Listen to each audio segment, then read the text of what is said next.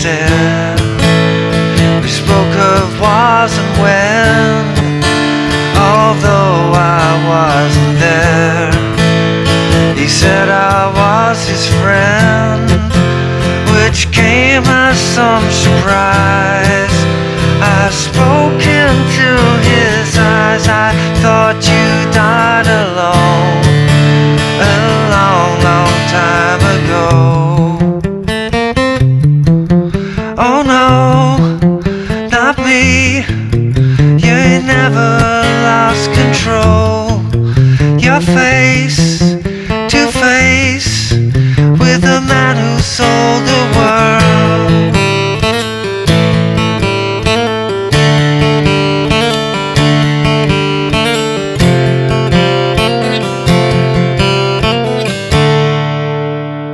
Hey, how you doing? Justin here. Today we are checking out The Man Who Sold the World by David Bowie. Probably most people my generation or younger are more familiar with the Nirvana version from the MTV Unplugged record, which is amazing. I'm doing it on acoustic guitar, so I guess I'm kind of leaning toward teaching that version, but they're pretty much the same. Like all the notes and the chords and stuff are the same, even the odd time bar.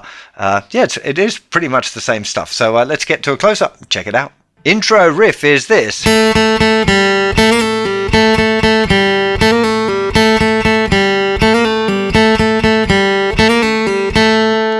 It does it 6 times actually before it finishes on that note, but let's take you through what's going on here, where all of the notes are on the 3rd string. We're going to be playing the 2nd fret 3 times, then the open string, then we pick the note here at the 2nd fret again, and we do a hammer on. So we're not picking that note, we just hammer the note down hard and then flick it off, and either flick off the 1st finger as well to get the open G, or you might want to play the open G if you find that a little difficult to do all in a string.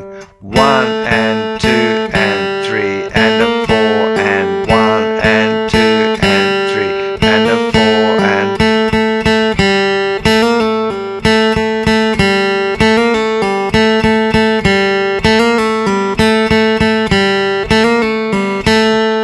Then we just finish on that note at the 2nd fret. The chords underneath are going A, 2 bars, and then to D minor, then to an F, D.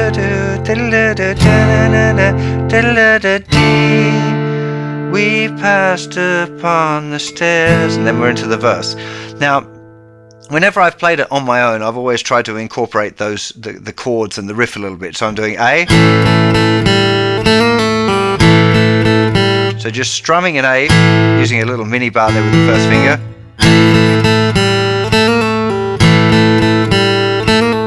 D. Now it is a D minor chord, so it should really be.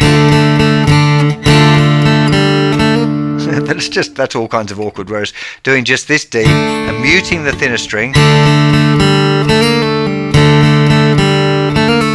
lot easier. For the F, you can just play this part of the F, so there's big F, so we're playing like an E chord stepped up a fret, making sure the other strings are muted, so the 1st finger lays a bit flatter to mute those thinner strings, and the tip of the 2nd finger is kind of pushing up there. Maybe you want to be a little bit more accurate with your picking there as well.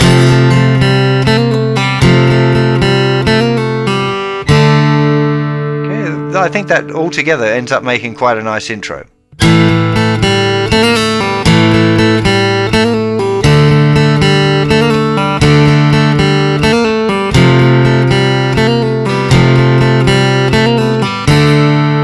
Definitely it sounds a little bit more like the song than just doing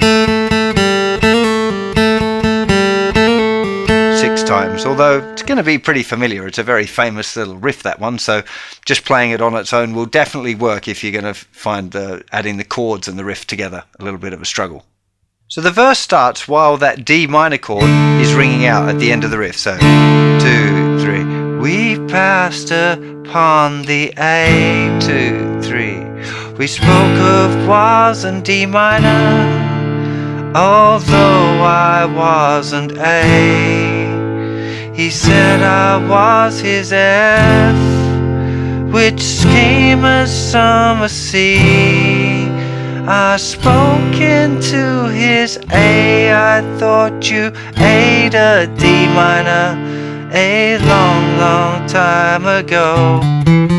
And we're into the chorus, but important that you realize here that there's a little 2/4 bar. So strumming wise, down, down, up, up, down. Old Faithful works really well. So down, down, up, down. 2 bars on the A, then to D minor. 2 bars, back to A, to up, down, down, down. Then to the F. 1, 2, 3, 4. 1, 2, 3 to C. 2, 3, 4. 1, 2, 3, 4. 1, 2, 3, 4. 1, 2, 1, 2, 3. So just there on the A chord, there, I don't know, the third time that we hit the A chord in the verse, in the 12th bar, it's a 2/4 bar. Okay, so just 2 down strums on that 1 bar. Otherwise, it's never quite going to work. And a lot of people are like, oh, I can kind of play that song, but there's this bit that feels a little bit weird where the strumming pattern doesn't work. Well, that's exactly where it is, okay? It's the I thought you died alone. So died is the beats 1, 2, and then lone is where it goes back into 4/4 again. Okay, so just play that through and I'll highlight that little section again. So we passed upon the stair. We spoke of was and when, although I wasn't there. He said I was his friend, which came as a surprise. And now we're at the A2, 3, 4, A2, D minor, a long, long time ago. So that little quirky 2/4 bar might feel a little bit of a tussle, but now you know what it is, and it's just going to take 2 down strums. So using Old Faithful for all of that strumming stuff until you get to that 2/4 bar, 2 down strums, and then back into Old Faithful for those last bars of D minor. 2 minor? What's a 2 minor? D minor before we hit the chorus. Now, chorus is an interesting one because you've got that very scaly passage, which I've managed to be able to trick myself into being able to play the scale and sing it at the same time. Singing is probably a generous term for my vocal abilities, but I managed to get through that thing. It was pretty tricky, and I'm not sure I'd be comfortable doing that live. I'd be much more likely to look at playing the chords. So let me take you through the chords first of all, and then I'll have a go at explaining the riffy part. Long, long time ago, 3, 4, 1, 2, 3. Oh no, 2, 3, 2 F, and then it's C sharp, back to F. It's C, 2 F, 2 C sharp, then the riff. Okay, so the chorus is starting with 2 bars of the C, and that would be normally. Somebody would be playing that riff anyway. So C, 2, 3, 4, 2, 2, then oh C, 2 F, 2 is C sharp. Now there's not really any getting around this chord. You're just going to have to face it. If you can't play that C sharp chord, then maybe this song isn't for you. I'm really sorry to bum you out on that, but there's not really another way of playing that particular chord in this song. I just like you could do that, but that's even more awkward. If you can't play this, unlikely to be able to play that one. I have seen people occasionally try and muddle through with playing a D chord, just a fret low, but only playing those thinner strings. But oh no, not me. I've never had control. It kind of works, but it sounds a little bit weird to go from the big F to this little chord and then. So yeah. You can kind of make it work. If you take a regular D chord, move it back 1 fret, and then just only play those 3 strings where your fingers are on. Make sure you don't play that D note or it'll sound particularly rank. So you might want to try that, but I would suggest trying that C sharp. So the C, riff, 2 bars, O C, O F, we C sharp, then 2 F. We C, 2 F, and then we we C sharp to the riff. Now, if you fancy a little bit more of a challenge and want to have a go at doing the scale part, this is what it is. So on the C, we've got this.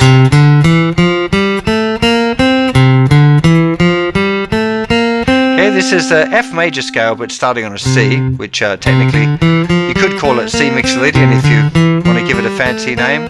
Starting on the 5th string, it's 3rd fret, 5th fret with the 2nd and 4th fingers.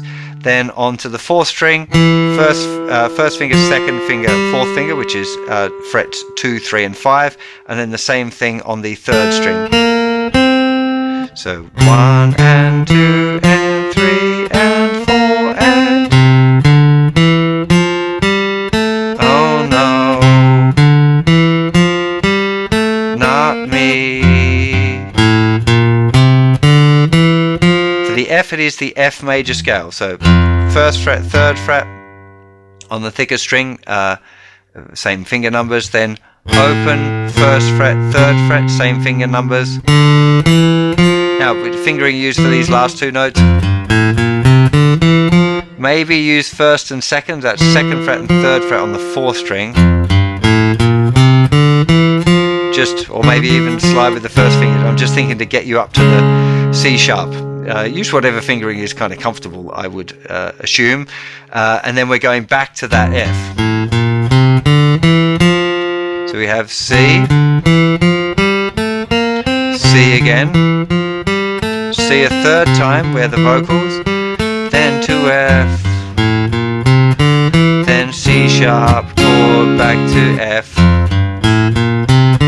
then C, to F, then to C sharp, then the riff. Okay, let's do that one more time. So it's C,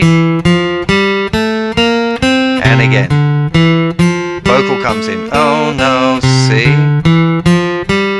to F, then it's C sharp, down, down, up, up, down to F, to C, to F, then it's C sharp, then the riff.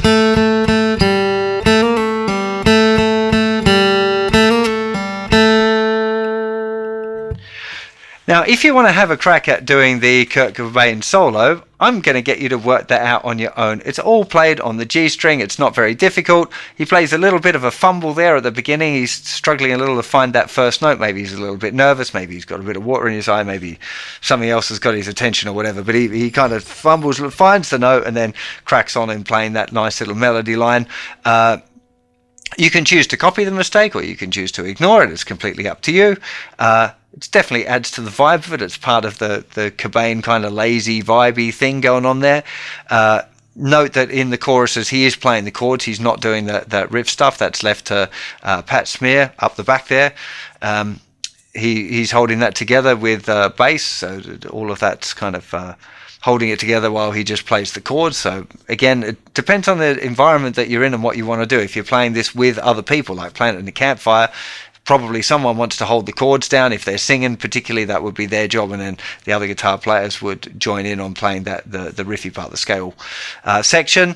Definitely worth making sure that you got the notes right if you're ever going to play that. I've seen a couple of times people playing it in bands where they haven't quite decided which are the right notes, so the guitar player and the bass player aren't quite playing the same thing, and that can sound a little bit wonky. So definitely worth, if you're playing it with somebody else, just say, hey, we're doing this riff, those notes on the C and that on the F.